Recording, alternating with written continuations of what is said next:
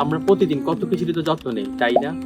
Career, স্বাস্থ্য, bank balance, কিন্তু আমাদের সবচেয়ে মূল্যবান যে সম্পদ ঈমান, তার কতটুকু খোঁজ রাখি আমরা?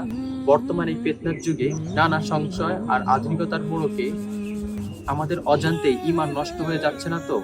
এই প্রশ্নটাই ইদানিং আমাকে খুব ভাবাচ্ছিল। ঠিক তখনই আমার হাতে আসে একটি অসাধারণ বই। বইটির নাম ঈমানের অপরিহার্য পাঠ। লিখেছেন আমাদের সবার প্রিয় শায়েখ আহমদুল্লাহ। সত্যি বলতে বইটি পড়া শুরু করার পর আমার মনে হলো এটা শুধু কাগজের বুকে লেখা কিছু শব্দ নয়, আমাদের মৃতপ্রায় অন্তরকে জাগিয়ে তোলার একটা বিশাল ধাক্কা। আমরা জন্মসূত্রে মুসলিম ঠিকই, কিন্তু ঈমানের আসল স্বাদটা হয়তো অনেকেই এখনো পায়নি।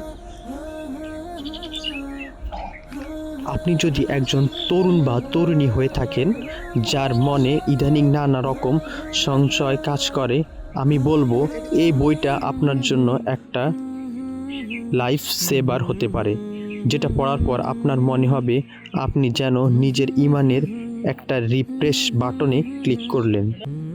আপনার ভিতরের শূন্যতা কেটে গিয়ে এক অদ্ভুত মানসিক প্রশান্তি কাজ করবে।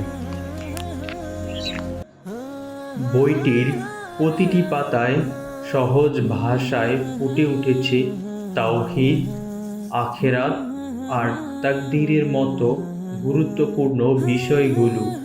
ঈমান ভঙ্গের সূক্ষ্ম কারণগুলো থেকে নিজেকে বাঁচানোর উপায় কিংবা শয়তানের ধোঁকা চেনার কৌশল, সবকিছুই এখানে বর্ণিত হয়েছে একজন দরদি মানুষের পরম মমতায়।